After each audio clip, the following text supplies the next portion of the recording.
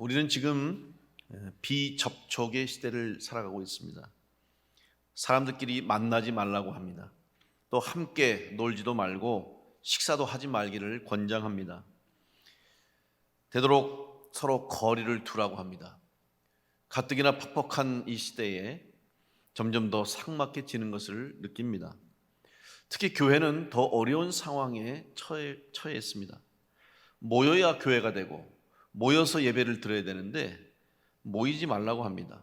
또 모이기를 꺼려 합니다.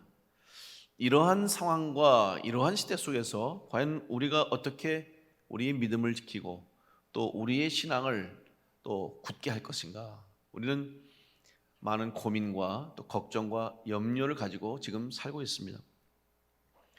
우리 교회에서 운영하는 충북신학원에서 제가 이번 학기에 강의를 하는데 그 강의 과목이 목회와 신방입니다. 신방을 이제 강의하는데 가르치는데 참 제가 난감해요. 여러분, 신방은 여러분이 아시는 것처럼 목회자나 또 교회의 리더들이 성도들의 가정에 찾아가서 또 성도들을 개인적으로 1대1로 혹은 얼굴을 대하면서 만나서 예배하고 기도하고 함께 문제를 놓고 서로 또 영적인 교제를 하고 힘을 주고 또 응원하고 격려하는 그러한 이 시간이 바로 신방인데 지금 신방을 할 수가 없습니다. 또 신방 하기도 어렵고 받기도 싫어하고 참 어려운 상황이 있어요. 이런 가운데서 우리가 어떻게 사역을 하고 목회를 할 것인가, 이게 많은 고민을 가지고 지금 학생들과 공부하는데 제가 이번 설교 오늘 말씀을 준비하면서 제가 위로를 받았습니다. 이 고민에 대한 답을 얻었어요. 그것은 뭐냐면 바로 얼굴을 대하는 것도 중요하고 사람을 만나는 것도 중요하고 직접 대면하는 것도 중요하지만 더 중요한 것은 우리의 마음이라고 하는 것을 오늘 성경 말씀에서 제가 깨닫게 됐습니다. 실제로 우리는 사람을 대할 때도 어떨 때는 사람을 만나고 그 사람과 함께 이야기를 하고 심지어는 같은 공간에 같은 장소에서 오랫동안 머물지만 마음의 문이 딱 닫혀서 서로 마음으로 하나 되지 못하고 같은 마음을 갖지 못하고 공감하지 못할 때 비록 같은 공간에서 얼굴을 대해도 그것은 만남이 아닙니다. 서로에게 아무 도움도 되지 않고 오히려 서로의 마음에 불편함을 갖게 하는 그런 만남이라는 것을 우리가 알고 있습니다. 반면에 얼굴을 함께 할 수 없고 같은 공간에서 함께 있지 못하지만 떨어져 있지만 마음이 통하고 서로가 사랑의 관계로 서로를 위해서 격려하고 아름다운 관계가 되면 시공간을 초월해서 그 만남은 유익한 만남이요 복된 만남이 될 수가 있는 것입니다. 신앙생활도 마찬가지입니다. 오늘 우리의 신앙은 출발이 예수님을 만나는 것으로부터 시작하는 것입니다. 그런데 그 예수님 만남이 어떤 만남입니까? 육신적인 만남이 아니죠. 눈으로 보고 주님을 만나는 게 아니에요. 왜? 예수님께서는 더 이상 이 땅에 계시지 않습니다. 주님은 십자가에서 돌아가시고 부활하신 후에 제자들에게 40일 동안 부활하신 주님을 몸을 보여주시고 또 그들에게 부탁하시고 명령하신 후에 하늘로 올라가셨습니다. 더 이상 이 땅에 계시지 않습니다. 성령을 보내주셨죠. 따라서 우리가 예수님을 만났다고 하는 것은 육체적으로 육신적인 예수님을 본 것이 아니에요. 오히려 예수님의 마음을 우리가 알게 되고 예수님의 그 마음을 깨닫게 될 때 우리는 주님을 만났다고, 예수님을 만났다고 고백하게 되는 것입니다. 오늘 우리의 신앙, 우리가 예수님의 마음을 품고 또 예수님의 사랑을 마음에 품고 살아갈 때 우리의 신앙과 우리의 믿음이 흔들리지 않게 될 것입니다. 오늘 데살로니가 교회를 향한 이 말씀은 당시의 데살로니가 교회가 어떠한 상황에 처했는지를 우리는 먼저 알아야 됩니다. 바울과 실라가 이 데살로니가 교회를 이제 복음을 전하고 교회를 세우고 불과 채 한 달도 되지 못해서 그것을 떠나게 됐습니다. 이제 많은 그 유대인들이 반란을 일으키고 폭동을 일으킬 정도로 그들이 바울과 실라에 대해서 반항하면서, 그리고 아니면 또 바울과 실라에 대한 행한 일들에 대해서 이제 폭력을 쓰면서까지 바울과 실라를 잡으려고 하고, 이런 상황 속에서 결국 도망하듯이 피하에서 그것을 떠나게 됐습니다. 이런 상황이 되니 사도 바울의 마음속에는 항상 데살로니가 교회를 생각할 때 늘 안타까운 마음이 있었어요. 조금 더 그것에 머물러서 교회를 든든히 하고 털을 닦고 성도들을 잘 가르치고 양육하고 싶었는데 3주 정도 지나고 나서 그냥 도망가다시피 와서 피했으니 사도 바울의 마음이 좋지 않았습니다. 걱정도 되고 염려도 됐습니다. 그런데 디모데를 통해서 전해지는 말을 들어보니 그런 박해에도 불구하고 어려움에도 불구하고 고난에도 불구하고 데살로니가 교회가 든든히 서서 본을 보이겠다는 소식을 듣게 된 것입니다. 그래서 사도 바울은 오늘 이 데살로니가 교회를 향해서 칭찬하는 말을 하고 있습니다. 그것은 바로 그들의 믿음의 역사와 사랑의 수고와 소망의 인내에 대해서 칭찬과 격려를 하고 있는 것입니다. 오늘 본문의 말씀인 데살로니가전서 2장 19절로 20절 말씀에 보면 우리의 소망이나 기쁨이나 자랑의 면류관이 무엇이냐? 그가 강림하실 때 우리 주 예수 앞에 너희가 아니냐? 너희는 우리의 영광이요 기쁨이니라. 얼마나 자랑스러우면 사도 바울이 데살로니가 교회와 성도들 향해서 너희는 우리의 영광이요 기쁨이라고 이렇게 말했습니다. 이 정도로 칭찬받는 교회가 되었던 것입니다. 그러면 도대체 무엇 때문에 이 데살로니가 교회가 이런 칭찬을 받았는지, 또 어떠한 영적 자세와 태도를 가지고 그 고난과 시련을 이겨냈는가? 오늘 우리는 다시 한번 오늘 우리가 이 시대 가운데 지금 우리가 당하고 있는 여러 가지 어려움 속에 있는 교회와 성도로서 우리가 어떻게 이 힘든 고난의 시간을 또 힘든 어려운 시기를 이겨낼 것인가를 오늘 이 데살로니가 교회의 모습을 통해서 우리는 발견할 수가 있습니다. 첫째로 데살로니가 교회는 하나님의 말씀을 믿음으로 받았습니다.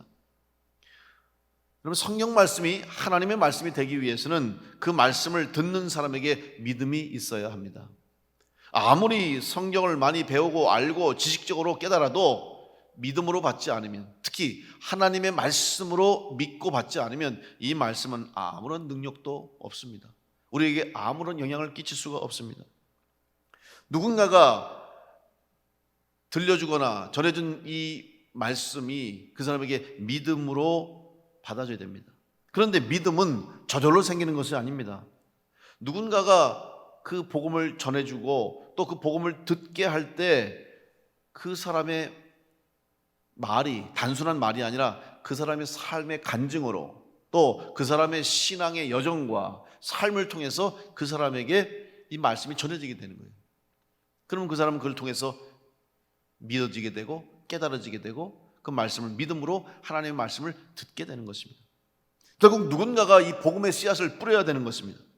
바울과 실라가 빌립보에 가서 자색 옷감 장사 루디아에게 하나님 말씀을 전했던 사건이 있습니다. 그때 루디아의 마음이 열려지고 그 말씀을 듣고 믿음으로 교회가 시작되게 됐어요. 사도행전 16장 12절로 14절 말씀에 보면 거기서 빌립보에 이르니 이는 마게도냐 지방의 첫 성이요 또 로마의 식민지라. 이 성에서 수일을 유하다가 안식일에 우리가 기도할 곳이 있을까 하여 문 밖 강가에 나가 거기 앉아서 모인 여자들에게 말하는데 두아디라시에 있는 자색 옷감 장사로서 하나님을 섬기는 루디아라 하는 한 여자가 말을 듣고 있을 때 주께서 그 마음을 열어 바울의 말을 따르게 하신지라. 여러분, 빌립보 교회를 개척하는데 처음부터 하나님께서 바울에게 너 빌립보에 가면 누구를 만날 것이고 어디를 가서 어떻게 어느 집에서 어떻게 교회를 시작하라 이렇게 말씀하신 게 아니에요. 그냥 빌립보로 가게 하셨어요.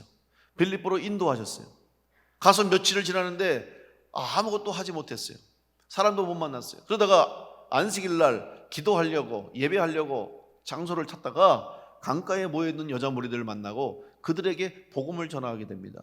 말씀을 전하는데 거기에 있던 루디아라고 하는 한 자주 옷감 장사가 그의 사도 바울의 말을 듣고 그의 마음이 열려지면서 빌립보 교회가 시작되었다는 사실이죠. 누군가가 하나님 말씀을 전했다는 거예요. 따라서 우리는 디모데후서의 말씀처럼 때를 얻든지 못 얻든지 말씀을 전하는 일에 항상 힘써야 한다는 것입니다. 우리가 말씀을 전할 때 누군가가 그 말씀을 듣고 구원받고 그의 영혼이 다시 살아나고 그를 통해서 그 땅에 복음의 역사가 시작될 수 있기 때문에 우리는 항상 언제나 어디서나 복음을 전해야 하는 것입니다. 교회가 왜 복음을 전하고 선교합니까? 바로 누군가가 복음을 전해야 하기 때문에 그래요. 그래서 우리가 선교사를 파송하고 선교사를 후원하고 또 선교지에 교회를 세우고 우물을 파고 학교를 후원하고 하는 일들이 바로 복음을 전하기 위함이에요. 그것에 누군가가 그곳에서 말씀을 듣고 또 그곳에서 복음을 들음으로 그 사람이 달라지면 가정이 달라지고 그 지역이 바뀌고 그 사회가 바뀌고 그 나라가 바뀔 수 있기 때문에 우리가 최선을 다해서 땅끝까지 이르러 내 증인되라고 하신 주의 말씀을 붙잡고 우리는 지금 복음을 전하며 선교하고 있는 것입니다. 말씀을 전하는 자가 있을 때 말씀을 듣는 역사가 일어나게 될 줄로 믿습니다. 1850년경 미국에서 있었던 일입니다. 한 젊은 법대를 다니는 두 청년이 하루는 술집을 가기 위해서 거리를 지나고 있었습니다. 그런데 술집을 가려고 지나는데 교회가 하나 있어요. 마침 교회에서 집회가 있었습니다. 그때 한 청년이 야, 나 아무래도 오늘 교회를 가고 싶다. 그동안 공부한다고 이러면서 저러면서 교회를 제대로 못 다녔는데 오늘 가서 왠지 내가 말씀을 듣고 싶다. 그랬더니 옆에 있던 청년이 야, 오늘 술 먹으러 가기로 했는데 무슨 교회를 가? 교회는 다음에 가고 오늘은 술집에 가자. 둘이 계속해서 의견이 갈리는 거예요. 그러다가 나중에는 결국 알았다. 그럼 우리 각자 하자. 너는 교회 가고 나는 술집 가겠다. 그래서 한 청년은 교회로 가고 한 청년은 술집을 갔어요. 이 사건 이후에 30년의 세월이 지났어요. 그때 술집을 갔던 청년은 그곳에서 사람들을 잘못 만나서 인생의 잘못된 길로 들어가서 범죄를 일삼고 결국은 죄수로 교도소에 수감 중이었어요. 어느 날 교도소에 신문이 들어왔는데 신문을 보는 순간 이 청년이, 이 죄수가 깜짝 놀랐어요. 미국의 제22대 대통령 취임을 하고 대통령이 됐다는 신문 기사를 봤는데 글쎄 바로 그때 자기와 함께 술집을 가기로 했던 그 청년 클리브랜드가 대통령이 돼서 취임을 했다는 거예요. 이 사람이 땅을 치면서 후회하는 거예요. 그때 내가 술집을 가지 말고 교회를 갔어야 되는데 결국 나는 이런 인생이 되구나. 여러분, 말씀을 듣는 거, 그때 그 클리브랜드가 교회에 가서 그 설교를 듣고 말씀을 듣고 그가 인생의 방향을 바르게 정하고 그때부터 그의 삶이 하나님을 향한 삶이 되므로 미국의 위대한 대통령이 됐어요.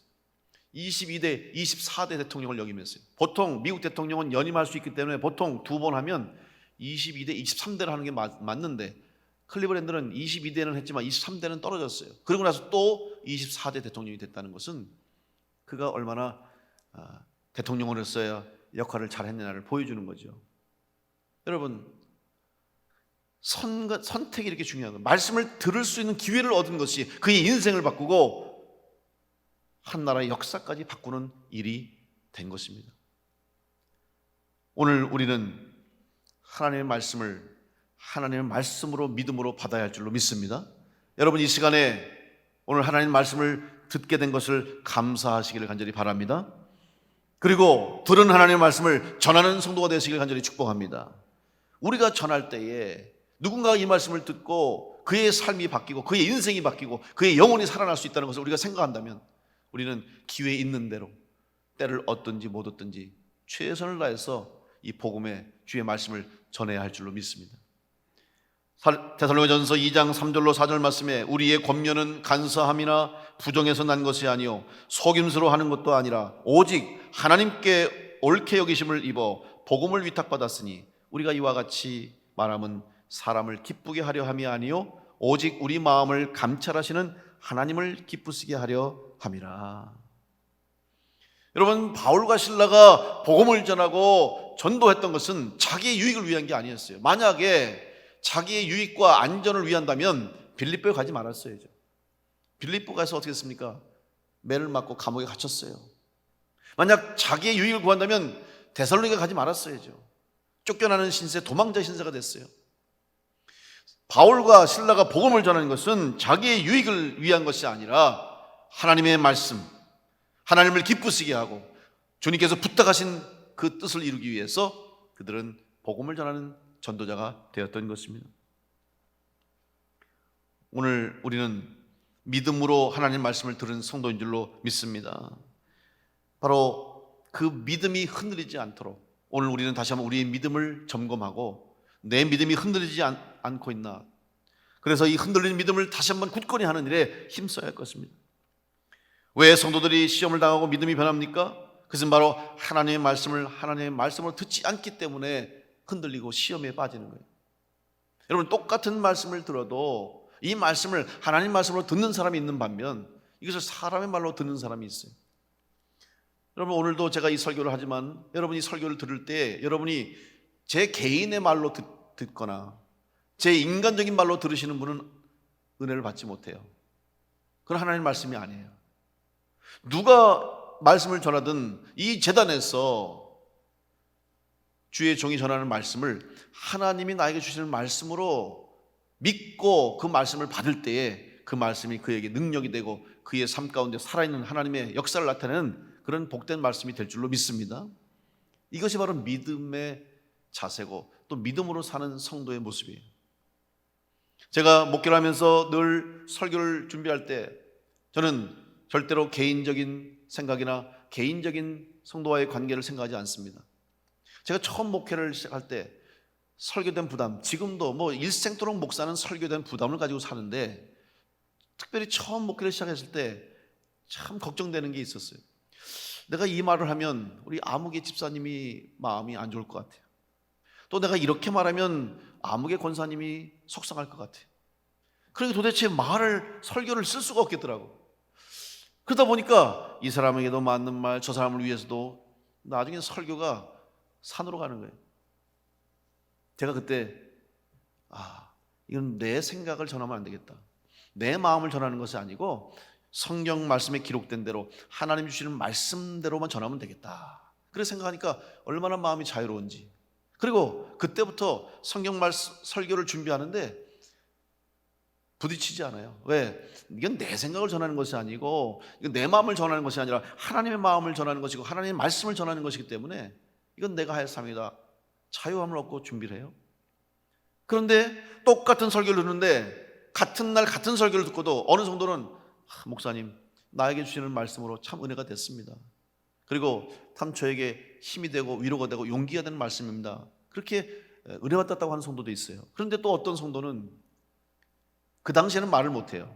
그런데 나중에 시간 지나면 들려오는 소리가 목사님이 나를 친다고 그래요. 나를 쳤다고. 내가 왜 칩니까? 내가 깡패입니까? 여러분을 왜 칩니까? 나를 두둑에 팼다고 그러고 나를 들으라고 그렇게 말을 했다고. 듣는 사람이 그렇게 들었기 때문에 그래요.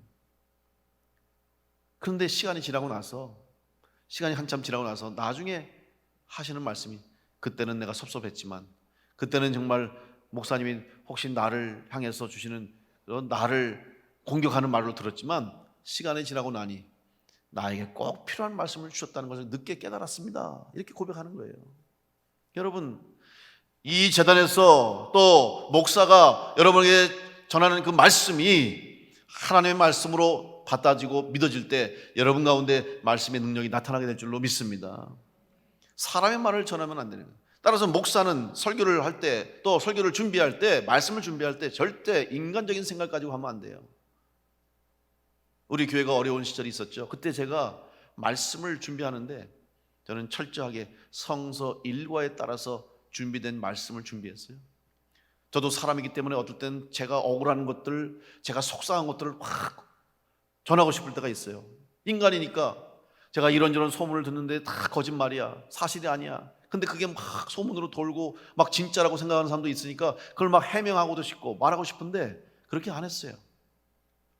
오직 성경의 말씀만, 성경에서 주시는 말씀만을 전했어요.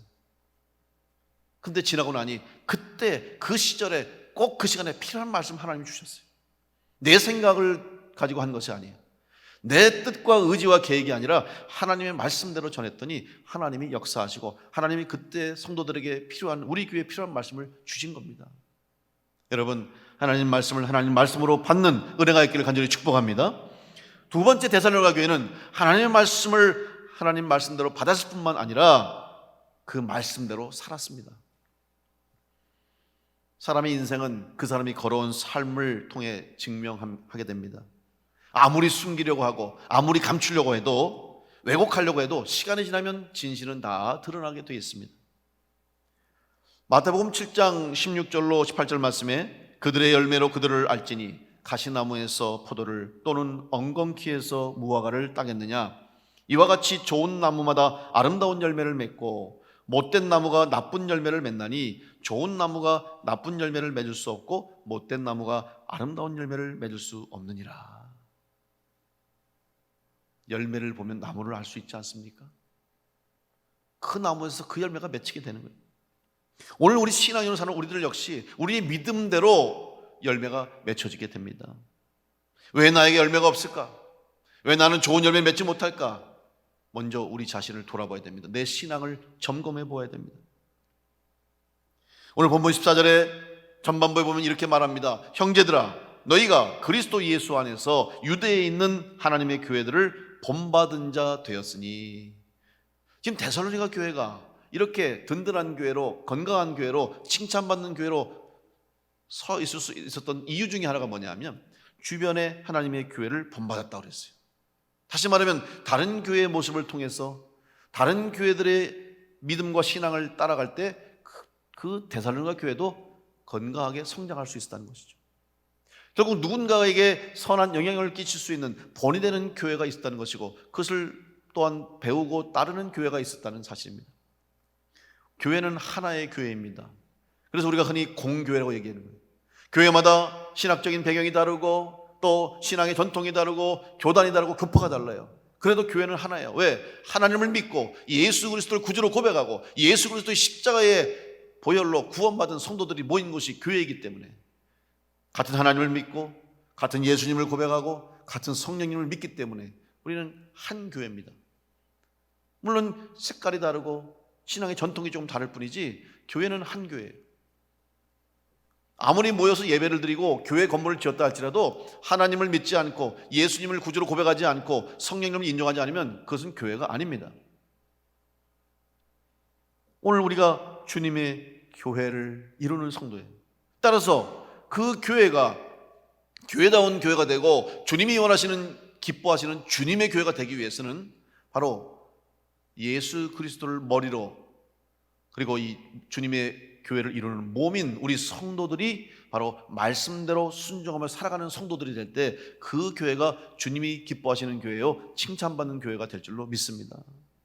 따라서 우리 교회가 정말 주님께서 기뻐하시는 교회, 주님의 교회, 칭찬받는 교회, 본이 되는 교회가 되기 위해서는 바로 여러분들이 말씀대로 순종하며 살아가는 성도들이 될 때에 우리 교회가 그런 교회가 되는 것입니다. 우리 충주 남부교회가 이 땅에서 주님의 교회답게 본을 보이는 교회로, 칭찬받는 교회로 끝까지 그 사명 감당할 수 있도록 여러분 한 분 한 분이 말씀에 순종하며 살아가는 성도들 되시기를 간절히 축원합니다. 여러분들이 잘못되면 교회가 잘못되는 거예요. 여러분의 신앙이 병들면 교회가 병드는 것입니다. 따라서 오늘 우리는 우리의 신앙이 나 하나로만 끝나는 것이 아님을 깨닫고 누군가에게 본을 보일 수 있는 신앙인이 되어야 됩니다. 사실 여러분, 우리의 신앙은 누군가로부터 배우는 거예요. 제일 가깝게는 부모님한테 신앙이 배워요. 그래서 교회학교 교육도 교회학교에서만 다 되는 게 아니에요. 여러분, 자녀들이 교회학교에서 주일날 한 번 와서 예배 드린다고 되는 게 아니에요. 일주일 동안 집에서 매일매일 엄마 아빠에게 배우는 신앙이 진짜 신앙이에요. 그 모습을 보면서 아이들이 자라는 거예요. 우리의 신앙, 누군가에게 본이 되는 거예요. 그래서 우리 신앙의 선배들이 또 있잖아요. 그래서 그 교회마다 전통이 있는데 그 전통은 뭐냐면 그 교회의 신앙의 선배들이 또 신앙의 선조들이 믿음의 후배들과 후손들에게 물려주는 것이 그 교회의 전통이 되는 거예요. 그래서 교회마다 전통이 있는 거예요. 사랑이 충만한 교회, 또 봉사와 헌신으로 충성하는 교회, 아름다운 교제가 있는 교회, 은혜가 충만하고 성령 충만한 교회, 이런 교회들이 저절로 되는 게 아니라 그 믿음의 선조와 선배들이 그러한 삶과 믿음을 가졌을 때 자연스럽게 후배와 후대와 후손들에게 물려주는 거죠. 그런데 어떤 교회 가면은 맨날 싸워요. 계속해서 갈등이 생겨. 계속해서 서로 분열해요. 왜? 전통으로 그걸 자연스럽게 배우는 거예요. 그러니까 그 교회가 계속, 어떤 교회는 그냥 계속해서 갈라지는 그런 교회도 봐요.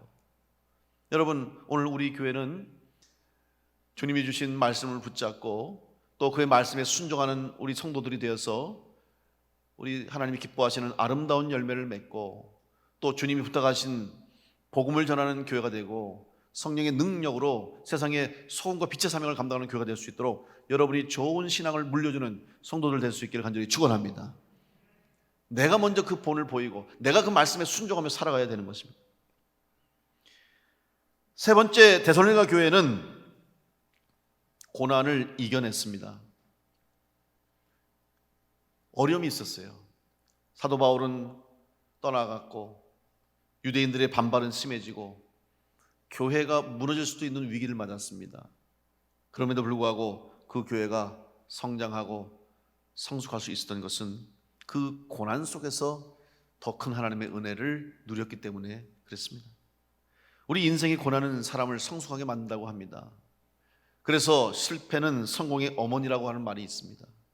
여러분, 실패를 통해서 우리는 한 단계 성숙하고 그 실패를 통해서 내가 부족한 것을 깨닫고 실패를 경험하면서 우리의 미숙했던 것을 깨닫는 것이죠. 그때 실패가 의미가 있는 거예요. 그냥 실패한다고 다 되는 게 아니에요. 그냥 실패했다고 다 성공하는 게 아니죠. 그래서 미국의 세계적 기업인 제너럴 일렉트릭의 최연소 회장이었던 잭 웰치는 이렇게 말했습니다. 실패는 성공으로 가는 가장 빠른 지름길이다. 이 말은 성공한 사람은 실패해본 경험이 있고 실패했기 때문에 성공할 수 있었다. 그리고 그 실패가 오히려 성공을 위해서 가장 큰 배움이 됐다라고 하는 것입니다.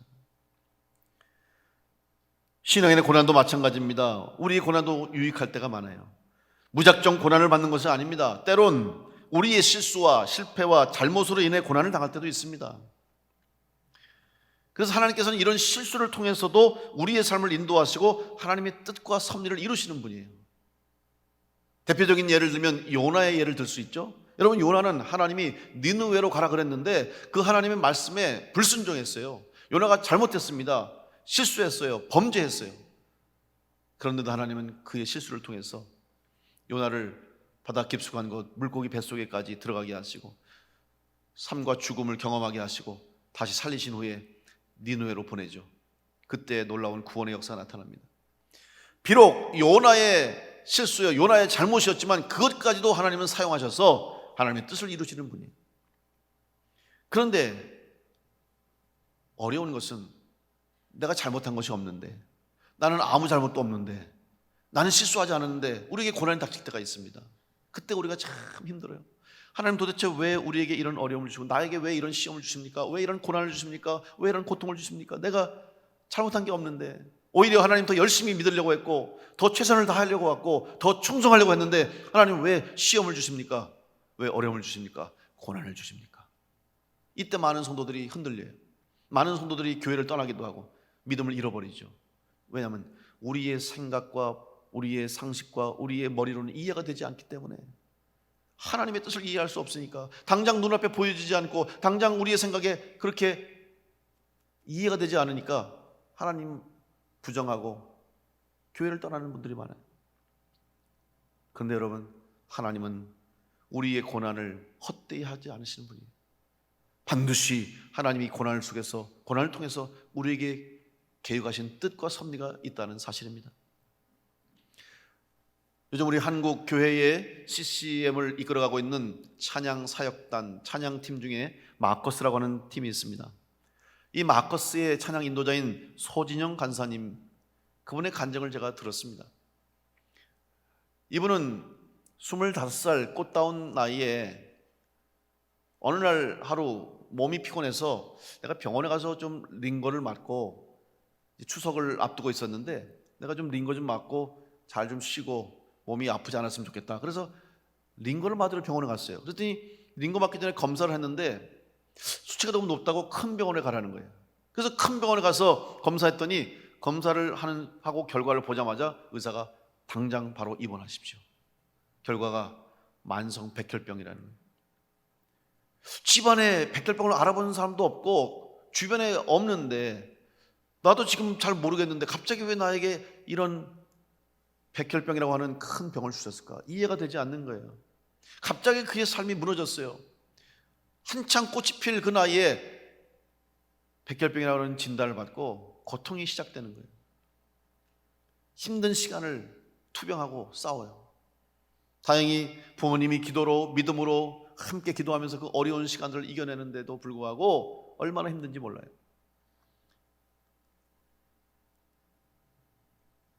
그 과정에 하나님이 또한 은혜를 주셔서 좋은 청년을 만나서 결혼까지 하게 됐어요. 또 기회를 주셨는데 조혈모 세포 이식을 하면, 그러니까 우리 흔히 골수 이식이라고 그러죠. 이 수술을 하면은 이제 되는데 마침 자기 오빠랑 맞았어요. 검사를 해보니까. 그래서 이제 수술을 하려고 하는데, 준비하는데, 그때 우연히 알게 된 사실이, 이 골수 이식 수술을 하고 나면 여자가 아이를 못 갖는다는 거예요. 이 사실을 알게 됐어요. 그래서 이 소진영 간사가 너무너무 마음이 힘들고 너무 괴로워서 고민하다가 이식 수술을 포기하고 약을로 치료하게 됩니다. 그리고 아이를 가지려고 해요. 계획을 세워요. 그래서 의사와 협조해서 이제 임신하려고 노력하는데 1년이 다 되도록 아이가 생기지 않아요. 그래서 의사가 거의 1년 됐을 때 이번 달에도 아기가 생기지 않으면 이제 포기하고 다시 약을 먹어야 됩니다. 근데 그 달에 아이가 생겼어요. 그래서 아이를 갖게 됐고 또 아이를 출산하게 됐어요. 물론 그 아이가 또 이제 태어나서 한쪽 귀가 문제가 생겨서 어려움을 겪고 회복되고 이런 과정을 겪었습니다. 그때마다 무너지고 다시 일어나고 원망하고 다시 회복되고 얼마나 힘든 시간을 겪었는지, 눈물로 보낸 세월이 하루 이틀이 아닌 거예요. 남들은 평범하게 오늘도 주어지는 하루, 그저 오늘도 살아가는 나의 하루, 걱정 없이 행복하게 기쁘게 매일매일 살아가는데, 이 사람에게는 오늘 하루가 정말 나에게 주어진 하루일까? 내 인생의 마지막은 아닐까? 내가 오늘도 하루 살 수 있을까? 이런 고통과 불안과 염려로 살아가니까 얼마나 힘들겠어요. 눈물로 하나님을 원망하는데, 그런데 웬일입니까? 시간이 지나면서 오히려 그의 입술에서 하나님의 은혜를 고백하는 거예요. 하루의 삶이 얼마나 소중한지, 오늘 하루도 생명 주신 하나님이 얼마나 감사한지, 내가 지금 살 수 있다는 것이 얼마나 기쁜지, 이런 것들을 깨달으면서 가사를 쓰기 시작해요. 그리고 노래를 작곡하기 시작해요. 그리고 그 찬양을 함께 고백하며 부르는 거예요. 여러분도 아마 우리 특히 젊은 세대들은 많이 부르는 찬송 많이 알 거예요. 오찬양 예배 때 많이 불렀습니다만은 대표적인 노래가 주 은혜임을 나는 그런 찬송이 있는데, 주 나의 모습 보네 상한 나의 맘 보시네 주 나의 눈물 안에 홀로 울던 맘 아시네. 이게 그 사람이 쓴 가사 작곡이에요. 주 나의 모습 보네 상한 나의 맘 보시네 주 나의 눈물 안에 홀로 울던 맘 아시네. 세상 소망 다 사라져가도 주의 사랑은 끝이 없으니 살아가는 이 모든 순간이 주 은혜임을 나는 믿네. 여러분, 이 가사가 무슨 내용이에요? 자기 내용이에요. 자기 삶, 지금 자기가 살아가는 이 상황, 자기가 당하고 있는 이 고난과 고통을 그냥 있는 그대로 적어서 찬양했을 뿐이에요. 또 하나 찬양 있죠? 여러분 좋아하신 찬양인데 오직 예수뿐이라는 찬양이 있어요. 은혜 아니면 살아갈 수가 없네 호흡마저도 다 주의 것이니. 여러분 이 내용, 가사의 내용 보세요. 은혜 아니면 살아갈 수가 없네, 호흡마저도 다 주의 것이니, 세상 평안과 위로 내게 없어도 예수, 오직 예수뿐이네.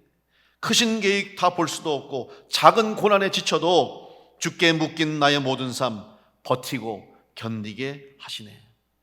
자기 내용이에요. 자기의 삶을 고백한 것뿐이에요. 그런데 웬일입니까? 어느 날 찬양을 인도하고 예배가 끝났는데 한 사람이 막 뛰어오더래요. 그러더니 간사님 너무 감사합니다. 왜 그러냐고. 사실 저희 오빠가 얼마 전에 세상을 떠나서 저와 우리 가족은 지금 너무나 고통스러운 시간을 보내고 있어요. 특히 엄마가 그 아들을 잃어버려서 살아갈 희망을 잃고 너무 힘들어하는데 이 찬송의 가사를 부엌에도 붙여놓고 안방에도 붙여놓고 거실에도 붙여놓고 이 가사를 보고 이 노래를, 이 찬송을 부르면서 엄마가 위로를 받고 힘을 얻고 있어요. 다시 살아갈 이유를 얻었다고 해요. 그러면서 엄마가 하는 말이, 야, 도대체 이 찬송을 누가 작사하고 누가 작곡했니? 내가 이 찬송 때문에 살아갈 수가 있어? 궁금하다는 거예요. 자기도 궁금했대요. 그런데 오늘 찬양 집회 와서 아니 간사님이 간증을 듣고 간사님이 이 찬송을 썼다니까 제가 너무 감사해서 이렇게 왔다고. 이런 사람이 하나 둘이 아니라는 거예요. 그때 이 소진영 간사가 눈물을 흘리면서 하나님 앞에 감사했다는 거예요. 하나님, 나에게 고난을 주신 이유가 있군요.